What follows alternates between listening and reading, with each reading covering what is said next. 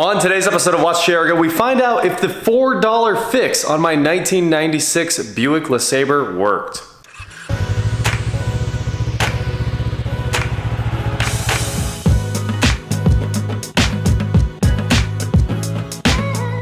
What is going on, guys? I am Watch Chair Go, and in the last video, well, I always wanted to do that, crank the car and then end the video. So I finally did it, and today we're gonna find out if it worked. You know what? I'll go ahead and spoil it.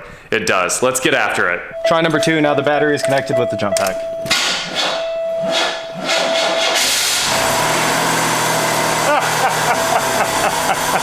It was so close to not starting. And then it was like, I got you.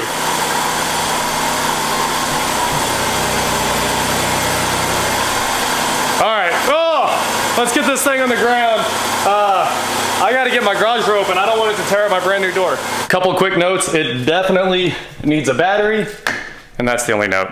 A battery would really change this thing. And I think I'll do a quick once over. Probably change the oil real quick before we put this away. And, well, sell it, that is. And see what else. I mean, the tires were in good shape. Check the coolant. Brake fluid looks like it's never been changed. You can see it's just black. So 200,000 miles on brake fluid. Most cars on the road never get the brake fluid changed. And when you do it as a car guy and you feel the difference, you're like, wow, brake fluid is amazing. As you guys know, I only use one brake fluid that I should absolutely not put in these cars. And stuff's like $40 a quart, but it's so good. I probably can't tell the difference actually between 600 and 660, but 660, man. Factory line racing fluid. Anyway, that is a $300 car that we fixed for $4. One bolt and a little bit of time with a wire brush. I did ruin all my wire brushes doing this.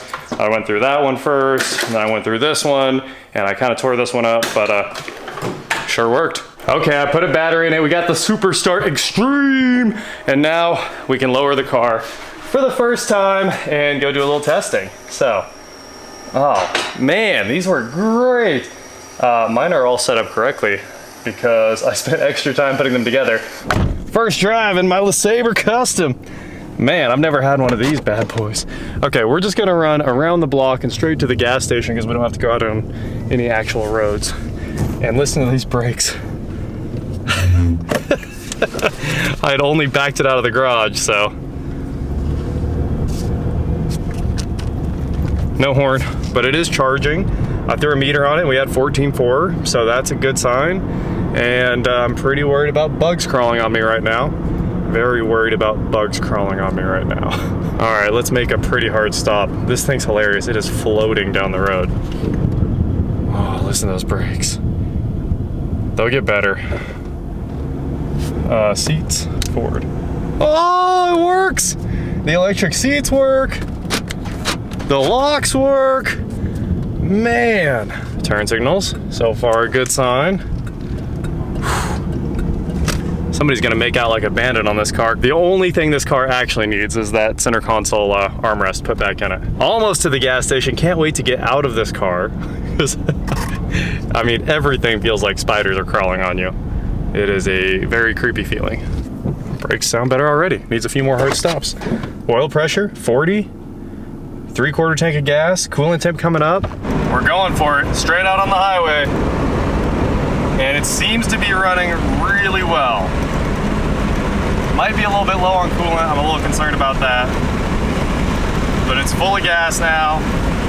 And man, it is smooth on the road. Well, this old Buick just became my favorite car of all time. First, it rides amazing. Of course, the massive cushiony seats, and look at that. I mean, I take my corners sharp enough, and it just went right through that corner. And then I saw what the steering wheel controls do.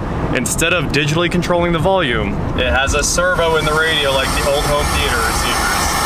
That is so cool. Look at it go. Unbelievable. I'm in love with that. Power trunk release works. The power windows work amazing. The auto, it's crazy to have a car this old where everything is working this well. We do have an ABS light though, so I'm gonna throw it on the auto here and see if we can diagnose that ABS light real quick. It's not like it's a big deal. I'd just like to know why it doesn't have ABS. So our ABS code is 0032, left front wheel speed sensor circuit open or short. I'm sure it was like that for years. And we do have two airbag codes, SIR 15 and 17. Let's see what happens if we clear all of this and then take it for another drive. I bet the ABS one comes right back. The airbag system did clear one code, but the other one is still there. Look at this. Barely tell this car is running. It's absolutely awesome to drive. I really do love this car wash because getting this clean anywhere else would cost $150. And you can bet I'm not hand washing this thing. So I'm changing the oil on the Buick and that wheel speed sensor. I was like, you know what? We gotta check it out. We gotta at least check it out. So as you can see, the oil is all drained down and I'm about to swap the filter and change the oil, but I figured I'd show you a little bit of behind the scenes action here. Here I have my Autel Maxiscope, which is my portable oscilloscope, hooked up to the Maxisys Elite, which is of course the king of doing epic troubleshooting like this. So I've got my meter leads hooked up to the wheel speed sensor itself right here. Let's see if I can get a good connection there. You can see the difference between a good connection and a bad connection right there on the screen very quickly. Now I'm gonna spin the wheel speed sensor. There's another big spike on the turn. So if we take a look at my readings, I would say the wheel speed sensor itself is definitely good. And that says that our hub and our wheel speed sensor itself is good, so I'll go ahead and clip that back on to the metal shield here. There we go. Which means there, unfortunately, is something wrong with the wire. I did ohm that out and I didn't see anything in there, but then again, that's not a good indicator of anything because who knows what's on the other end of the wires. So there may actually be an open wire there, or maybe this connection was just bad. So of course, I'm gonna plug it back in right now. I think we're just gonna go ahead and put this thing back on the ground and take a look at the live data. That's probably the easiest thing to do. I did a quick visual inspection. I don't see anything that's rubbed through or torn. Let's try it. Final O'Reilly's run to get some oil and a filter for the car, and look who's here. Sir Gabriel himself, and Doggo. What's up, Doggo? You're up here doing carburetor things? Always. I'm telling you, you can fix all of this with Holley EFI. Or an LS engine, one of the two. I don't care what you do. But that's EFI, man. The whole point is to not have EFI for this vehicle. No. All right, I'm out of here. Cheers, man. Have fun. There we go. Gave that new battery an entire night on the charger. As you can see, it says it is 100% charged. And now we can slide under the car, get rid of the old orange filter that's on there and put on the good one, the Wix XP. And then all that's left, fill this thing with oil and try to clean up the roof a little bit more. This is very possibly the most accessible filter ever in the history of filters. But it looks like somebody might have Loctited it on. Filter wrench time. I no longer love that oil filter placement. It dumped oil all over me, but hey, I got it done. We got the new filter in, and now we're gonna hit it with the BG Magic as well. 44K for the fuel system and MOA for the new oil change. I didn't even think about it, but I would have ran EPR for 15 minutes, or at least that drive cycle yesterday, just to make sure it was all like pristine inside. But the MOA will definitely help out this new oil change, even though it's full synthetic with all the high mileage additives, even more high mileage additives. This should help keep the piston rings from sticking, and honestly, it'll probably clean up the whole engine inside. I bet if somebody takes the valve covers off after this oil change, it looks brand new. And as always, this is the only time you'll catch me using a funnel, the special BG funnel just for these cans. This is kind of a tricky pour. Nailed it. Man, this thing rocks. That whole can is in there already. Down to a dribble. And now the fuel system with our 44K. Let's see if I can do this one just as fast. I finally found the ants. Look at that. They were all the way down through there. I pulled this trim off, cleaned it up, and then for the first time ever, I got to give my entire shop a bath with brake clean. So that was very exciting. There were ants literally everywhere. And I was like, well, nothing left to do now but set the whole house on fire. So luckily just a whole can of brake clean took care of them. And this wasn't just some ants, this was a whole colony with eggs and everything. And as soon as I started spraying it in there, I mean, they went everywhere. And then of course I accidentally dropped this thing and they fell everywhere. And there's one more. You're going down, bro, sorry. Oh, one more, look, that one's been brake cleaned. And it's done, oil change, ants gone, MOA in it, oil life reset, and the car is sold. But like I said, let's just say that I made more money on this than I made on the Honda Civic Flip. So there you guys have a good idea of what I made. Obviously, I'm not gonna say what I sold it for, as we've discussed before on the channel. My Buick is done here, and 100% Jake showed up with another Buick. Take a look at the black Buick here, and you're gonna want to watch his channel if you want to see more about the Buick that everyone does love.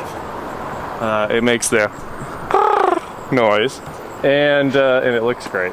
What a killer. Anyway, that is it for today, guys. Thank you so much for watching. Don't forget to head on over to shop.watchjrgo.com where you can get cool shirts just like this. And I'm gonna go sell this wonderful piece of automotive mastery. I honestly love this car, but it's going away. Please like, share, subscribe, do whatever you want to do, and I will talk to you next time. Man, this was a turnaround. You were there the first time I saw this. I told you the suspension was excellent. I don't know why you don't believe me. But it did not look like this. Yeah, this thing cleaned up great. It looked like a pile of trash. It was a home for ants. It was literally a home for ants. And I think after washing it 4 times now, basically, we washed it on the way home. I did the jams on the way to Green Lantern, and I went through Green Lantern twice. I think it's really, really, really good. And it could still use definitely a little cut polish. Oh yeah. And it might bring it back. Get right in there, just clay bar and buff and clay bar would get the rest of ceramic coating, that little stuff off. PPF. Spend $5 grand on paint, and you'll have a $1,000 car. I'm turning this off now. We'll send it up to Esoteric Detail. Oh yes. Have them do their $30,000 package. Oh, that's a good value right there. It is. It'll last forever. It'll last. Yeah, the life of the car. Well, the car will last forever as well. Good point. Good deal. Good investment. Good return on. Absolutely. That's not going anywhere. Yeah, that checks out. Yeah, totally checks out.